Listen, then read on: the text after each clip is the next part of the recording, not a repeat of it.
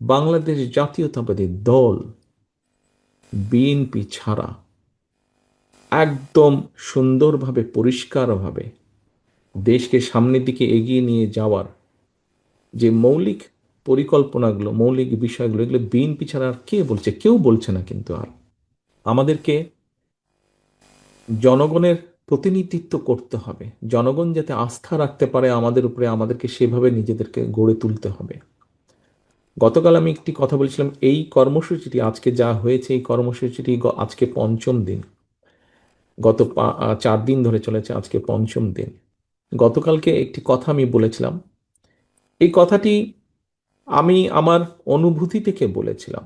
সহকর্মীবৃন্দ, হ্যাঁ, রাজনীতিতে বিভিন্ন রকমের তর্ক বিতর্ক ডিবেট থাকবেই। তর্ক বিতর্ক ডিবেট থাকবেই। কিন্তু আপনি দেখেন, আপনার প্রত্যেককে দয়া করে একটু 1 মিনিটের জন্য যদি চোখটা বন্ধ করে চিন্তা করে দেখেন, গত 1 বছর ধরে বলেন, গত 15 বছর ধরেই বলেন, ঠিক আছে, 15 বছরটা যেহেতু 1 বছরটা সামনে, ইমিডিয়েট, আমাদের ইমিডিয়েট পাস্ট, আপনি 1 বছর ধরেই দেখেন, আমরা যদি চিন্তা করি, পত্রপত্রিকা খুললে, রেডিও টিভি খুললে, এই যেই 8টা সাবজেক্ট নিয়ে আমরা আলোচনা করেছি, আমি আমার 35 বছরের 30 বছরের রাজনৈতিক অভিজ্ঞতা থেকে বুঝি যে এই 8টা বিষয় যদি আমরা মাঠে বাস্তবায়ন করতে পারি আল্লাহর রহমতে, বাংলাদেশের জনগণের সমর্থনে সরকার গঠন করে এই 8টা সাবজেক্ট যদি আমরা বাস্তবায়ন করতে পারি, সমাজের প্রায় প্রত্যেক শ্রেণী পেশার মানুষ, সাধারণ মানুষ বলতে যাদেরকে বুঝায়, কোনো না কোনোভাবে প্রত্যেকটি শ্রেণী পেশার মানুষ কিছু না কিছু হলেও উপকার পাবে। আপনারা কি মনে করেন কথাটি সঠিক বলেছি আমি? আপনারা কি আমার সাথে একমত? আচ্ছা, ধন্যবাদ। সহকর্মীবৃন্দ, প্রত্যেকটা মানুষ যদি উপকার পায়, আপনারা 1 মিনিটের জন্য চোখ বন্ধ করে দেখেন তো, বর্তমানে আপনি পত্রপত্রিকা খুলেন, রেডিও টেলিভিশন খুলেন, আর কোনো রাজনৈতিক দল মানুষের এই সমস্যাগুলো সমাধানের কথা কি চিন্তা করে কথা বলছে? যেই বিষয়গুলো নিতে টিভি টক শোতে, যে বিষয়গুলো নিয়ে বিভিন্ন সেমিনার সিম্পোজিয়ামে, যে বিষয়গুলো নিয়ে পত্রপত্রিকা লেখা হচ্ছে, বলা হচ্ছে, সেখানে কোথায় কৃষকের কথা বলা হচ্ছে? সেখানে কোথায় শিশুদের শিক্ষার কথা বলা হচ্ছে? সেখানে কোথায় জলবায়ুর কথা বা খাল খননের কথা বলা হচ্ছে? সেখানে কোথায় বিভিন্ন শ্রেণী পেশা তো বিভিন্ন তরুণ তরুণীদের, আগামী ভবিষ্যৎ প্রজন্মের কর্মসংস্থানের কথা বলা হচ্ছে? সেখানে কোথায় নারীদেরকে স্বাবলম্বী করার কথা বলা হচ্ছে? কোথাও দেখছেন আপনারা? কোথাও কি দেখছেন? খুঁজেন তো ভাই, আজকের পত্রপত্রিকা তো সকালে আসার সময় নিশ্চয়ই দেখেছেন।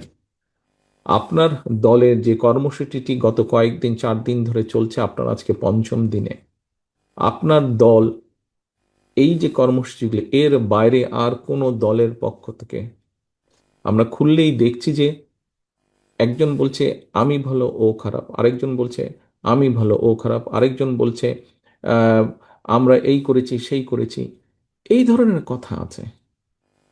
কিন্তু এই মুহূর্তে বাংলাদেশ জাতীয়তাবাদী দল বিএনপি ছাড়া একদম সুন্দরভাবে পরিষ্কারভাবে দেশকে সামনের দিকে এগিয়ে নিয়ে যাওয়ার যে মৌলিক পরিকল্পনাগুলো, মৌলিক বিষয়গুলো, এগুলো বিএনপি ছাড়া আর কে বলছে? কেউ বলছে না। কিন্তু আর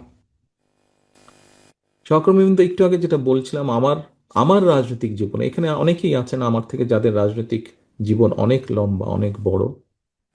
আমি যতটুকু দেখেছি, যতটুকু বুঝেছি, দেশ থেকে বহু হাজার মাইল দূরে আছি।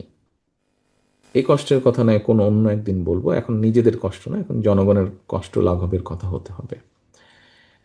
হাজার মাইল দূরে আছি, কিন্তু তারপরেও আমার কাছে যেটা মনে হয়েছে, আমার কাছে মনে হয়েছে রাজনীতিবিদ বলেন, রাজনৈতিক সচেতন মানুষ বলেন, রাজনৈতিক বিশ্লেষক বলেন, সবাই ঘুরে ফিরে ওই একই জায়গার মধ্যে, কিভাবে সমস্যার সমাধানগুলো হবে, কি কি বিষয় আমরা কি কি কাজ করব, এই দিক নির্দেশনা গাইডেন্স কারো নেই, একমাত্র বিএনপি ছাড়া। এবং আমার নিজের কাছে রাজনীতিবিদ হিসেবে, একজন রাজনৈতিক কর্মী হিসেবে, আমার নিজের কাছেও মাঝে মাঝে বিরক্ত লেগে গেছে।